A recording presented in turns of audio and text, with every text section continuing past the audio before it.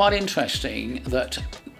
there are some lenders who will accept tenants in receipt of benefit, including universal credit.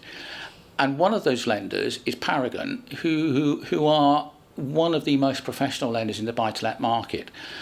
And Paragon's track record is such that they're very happy to accept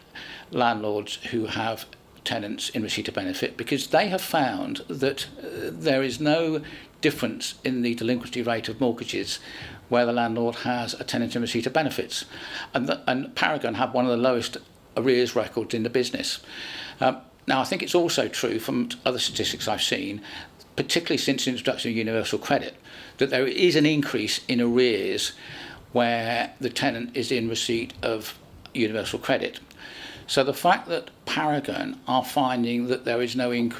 difference in the delinquency rate of mortgages where the tenant is in receipt of benefits suggests that those landlords are in a position to actually make up the shortfall, even if they're not getting rent, or if the rent's a month or 2 months late, for example.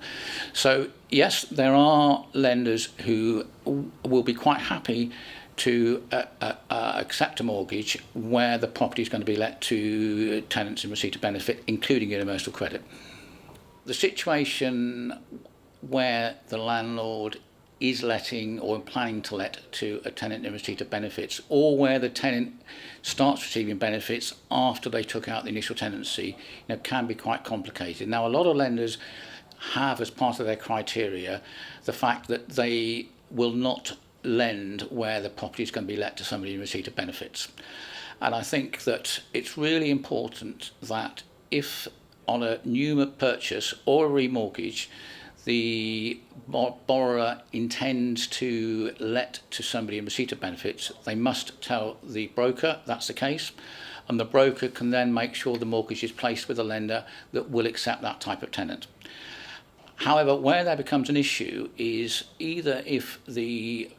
broker is not aware of that,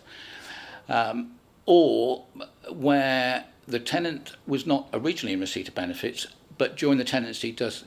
become in receipt of benefits. It's perfectly normal, of course, for the landlord to accept a tenant who might or might not be in receipt of benefits at a later stage, but there's no reason to think at the time the tenancy starts they will be in receipt of benefits. The whole point about benefits is that they're there to help people when they get into difficulties. So I think providing the tenant was a normal tenant not in receipt of benefits when the tenancy started, I would be very surprised if any lenders took action in that situation.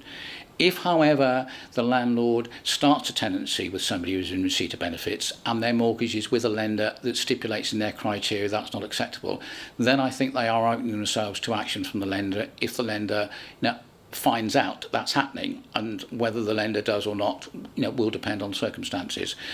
So it is something which landlords need to be careful about. Make sure they understand what their lender allows, what their lender doesn't allow, and